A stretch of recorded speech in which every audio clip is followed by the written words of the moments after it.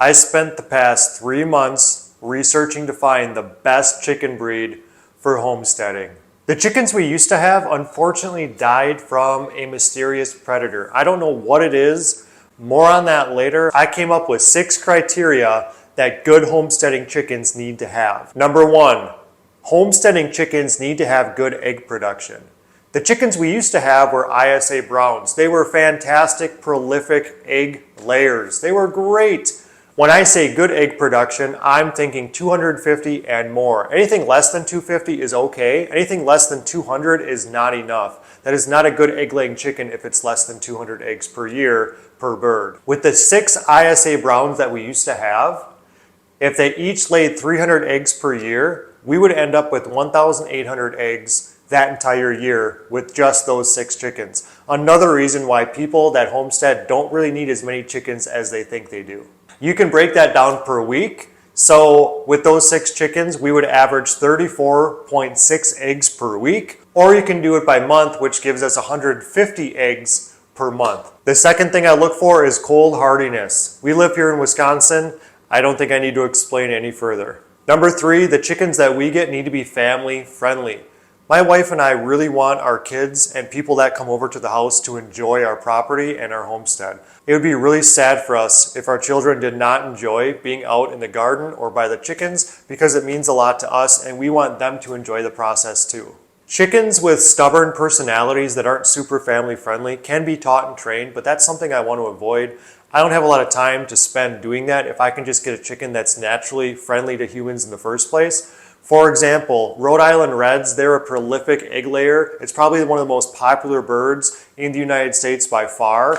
However, they're known for being stubborn and they're known for causing issues with other birds in the flock. If my daughters happen to go up to the coop and maybe stick their hands through the fence or be inside there, I don't want to risk the chance of these chickens not being friendly. Number 4, the chickens need to have a good mothering ability, which means they have to be naturally good mothers.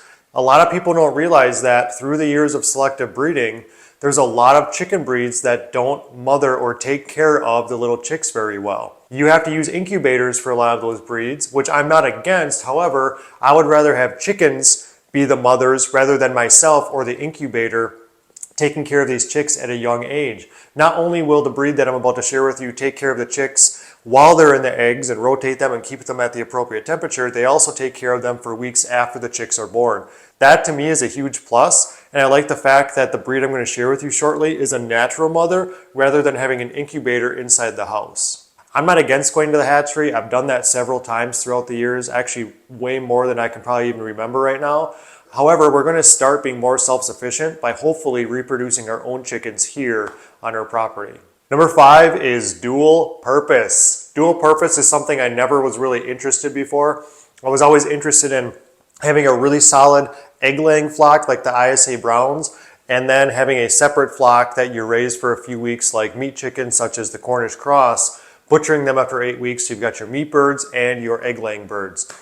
I still think that's the best way to go as far as efficiency, but if we want to raise birds here on our property and we want to be more self-sufficient, that means that we need to raise birds that we can someday butcher for meat as well. Looking forward into the future, I can see us breeding these chickens, raising up their young specifically for meat. If they hatch in May and we put them in chicken tractors, we can easily raise a whole bunch of these chickens and then by the end of the summer, butcher them for meat, just like we've done in the past. In the past, our meat production with chickens were the typical Cornish cross. Those are by far the best meat birds you can possibly get, like bar none. There's not even a bird that comes close. But Cornish cross are terrible egg layers. They're not great foragers. Like there's no other bonus to having a Cornish cross other than the fact that you can use them for meat. And we would have to order them every single year from the hatchery, which I'm not really excited about doing if we already have chickens on our homestead that are willing to produce. Now, any other breed other than Cornish cross are going to take longer to get to meat production. It's going to take more weeks to get them up to the size. However, to us, it's worth it, especially if they're good foragers, and especially if they're super friendly and meet all the other criteria we talked about. And especially because we raised them here ourselves and we didn't pay a lot of money to get these at the hatchery. You might think that buying Cornish cross as chicks is not that expensive. That adds up really quick, especially because when I first started raising Cornish cross meat birds, which I've done a lot of times, they were $1 a chick. So if you order 100 Cornish cross, you pay $100. It's really simple. Now, they've literally doubled. In some places, they have tripled in price. So right from the get-go, you're already at a really high expense just for the chicks. That does not include all of the feed, butchering costs if you take them there, the infrastructure you need, lighting for your electric bill, bedding when they're chicks, and all the other expenses that come along with raising meat birds. It is really expensive and in many ways not cost effective at all to do meat chickens right now. Feed is just really, really high, especially if you go non-GMO or organic. It just is really hard to get ahead that way. Number 6. This is going to sound silly to you, but again, through lots of research and experience and ordering chickens number of time and raising them up from chicks all the way to maturity, the chickens we want for our homestead, and I would say need for our homestead, have to have a small wing to body ratio. That sounds crazy, but they need to have small wings in comparison to the size of their body. The ISA Browns we had could clear the 4-foot gate. They could go over any fencing that was 4 foot or lower. It was a pain in the butt because I'd be driving home, getting into the driveway, look out my yard, and I see chickens running around the yard that an hour later were all inside their chicken run area. Now we can close off the top and all of that, but we like to walk around. We have on our property a small chicken area because they create compost for us. So we don't want them to free range. I don't want chicken poop on the deck. I know that chickens are going to go into the garden and start tilling things up, especially when the plants are young, and I'd be really upset if they destroyed all of our carrots after a month or two of progress that the carrots have been making in the garden. So yeah, we do confine our chickens, but it's a very large area per chicken, high fencing, fresh air, coop, all of that stuff, deep bedding method with leaves that we have on our property. So it's a really good, healthy system. However, those ISA Browns would fly out. I was kind of annoyed by that. So what I would do is I would take the chicken, I would cut one of the wings, I'd trim it back, the flight feathers, and you just do one because they need 2 to fly.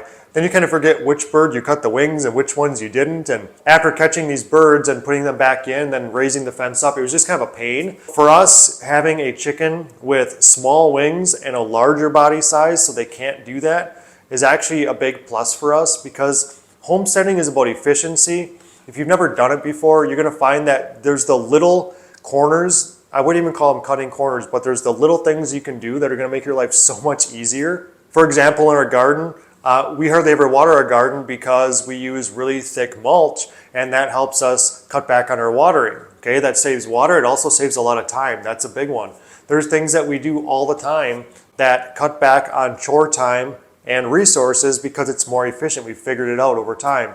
And this is one of those things. Now, these 6 criteria I shared with you, they might be different for you, but I'm pretty sure these are relatable to most homesteaders. I'm not talking about commercial people. I'm not talking about urban people that live in the city with 3 chickens in a tiny coop that just want a few eggs here and there and that's it. That's their purpose. I'm talking about general homesteaders that might have like a couple pigs, a decent sized garden, a few chickens for their consumption and making compost, like the general average homesteader. This does not mean the breed I'm about to share with you is perfect for your homestead because I don't know your situation. It's perfect for general homesteading principles that most people can relate to. So after 3 months of deep dive, solid research, hours and hours and hours, the best homesteading chicken breed that I have found, in my humble opinion, is the Buff Orpington. Buff Orpington chicken is a wonderful breed for homesteading. They can lay up to 280 eggs per year. They're great table fare, which means they're good for meat chickens. Are they going to take longer than Cornish cross? Yes, every chicken breed takes longer. There are different birds for different purposes. There are some that are very specific for one purpose. The Buff Orpington is a super well-rounded chicken that meets all of the 6 criteria I shared with you earlier. They're known for being great mothers. They go broody, which means they want to hatch out eggs when they can. They're also very good with humans. They've got a very docile temperament. Buff Orpingtons are not a small chicken. They get 8 pounds for hens, and roosters get up to 10 pounds. They've got big, fluffy feathers, perfect for cold environments. I mentioned before that we had 6 ISA Browns. They were great. I have no problems with them. Those are also considered a dual-purpose bird, but they didn't meet all the 6 criteria that we just talked about. Are there other good homesteading chickens? Yes, of course there are. There's tons of good homesteading chickens. As a matter of fact, that's what actually made this decision take so long, and that's what made this decision so difficult to begin with. There's another breed that we were really close to getting. It's called the Black Australorp. Black Australorps are great egg layers. They're super docile. They're great in cold environments. There's nothing really wrong with them. We just like the broodiness that the Buff Orpingtons have and the production as far as like naturally reproducing chicks. That's the thing that really kind of swayed me toward the Buff Orpington instead. With 16 chickens, I need to expand the chicken run, which I plan on doing. I'm going to do a whole series on how I build a brand new chicken run, brand new chicken coop, and all of that. Stay tuned. That is going to be a much larger space just because not only are the chickens slightly bigger by like a pound or two, but they also need more space because there's more of them. If you know of another great chicken breed, please put that down in the comments below. I'd be really, really happy to learn more about that breed. I can always learn something else, and the viewers of this video can also learn something else as well from you. Thanks for watching.